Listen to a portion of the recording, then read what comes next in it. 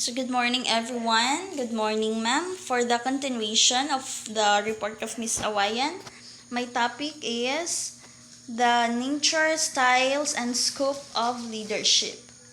So there are some nature of leadership. First is leadership derived from the power and is similar to yet distinct from management. In fact, leadership and management are different.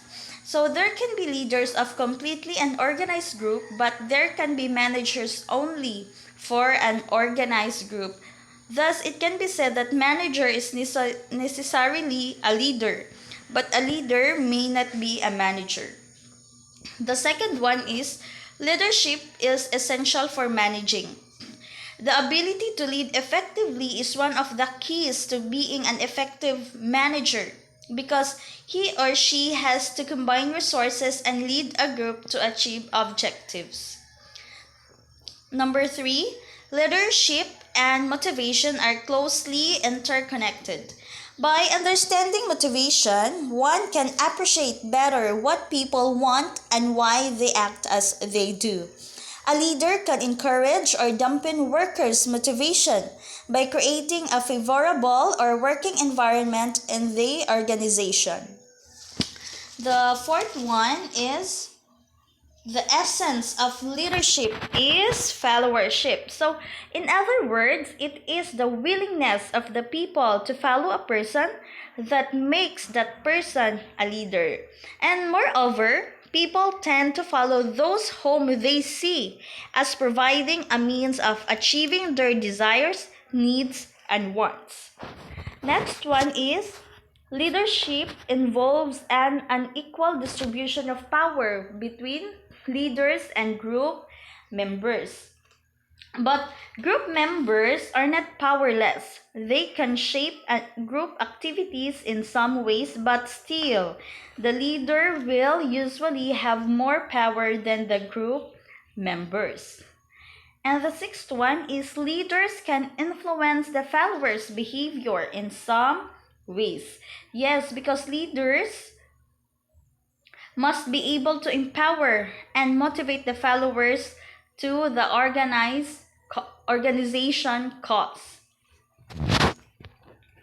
So we will have the leadership style. So leadership styles refers to the leader's behavior towards group members. So I have here the 7 leadership styles. So the first one is the autocratic styles. The phrase most illustrative of an autocratic leadership style is do as I say. So generally, an autocratic leader believes that he or she is the smartest person at the table and knows more than others. And the second one is the authoritative style. The phrase most indicative of this style of leadership, also known as visionary, is follow me. The authoritative leadership style is the mark of confident leaders who map the way and set expectation while engaging and energizing followers along the way. The third one is pace setting style. Do as I do is the phrase most indicative of leaders who utilize the pace setting style. This style describes a very driven leader who sets the pace as in racing. Pace setters set the bar high and push their team members to run hard and fast to the finish line. The fourth one is the democratic style. Democratic leaders are more likely to ask, what do you think?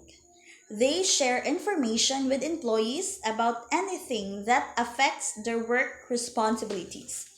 They also seek employees' opinions before approving a final decision.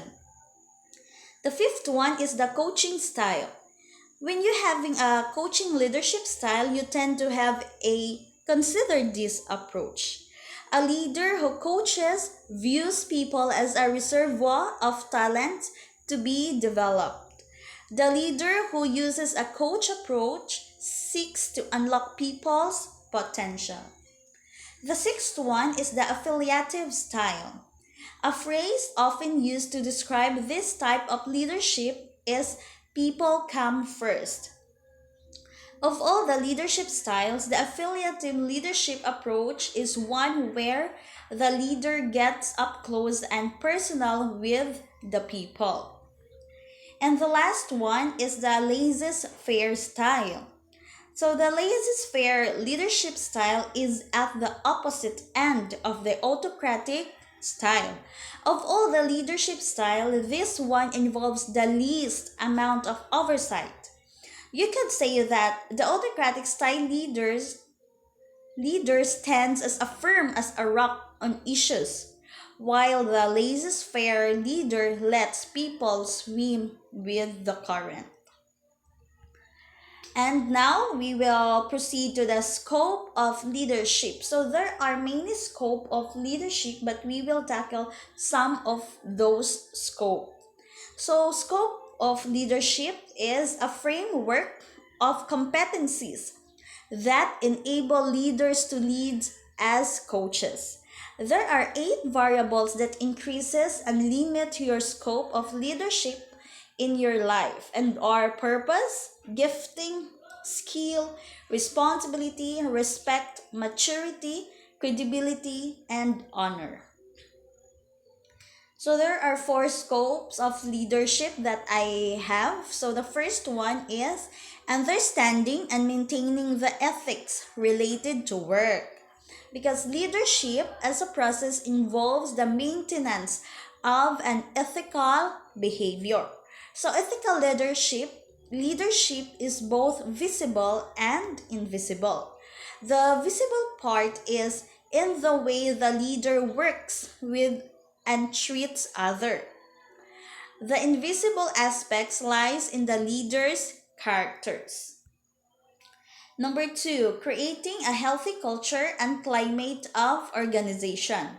When the interaction between the leadership and employees is good, the latter will make a greater contribution to team communication and will also be encouraged to accomplish the mission and objectives assigned by the organization, thereby enhancing job satisfaction. The third one is understanding the process of receptivity to change and maintaining it. In a chapter written by Jan C. Bruhen, leaders are who create change and manage it. He specifically talked about the importance of leaders to implement the change and manage it of the organization's success.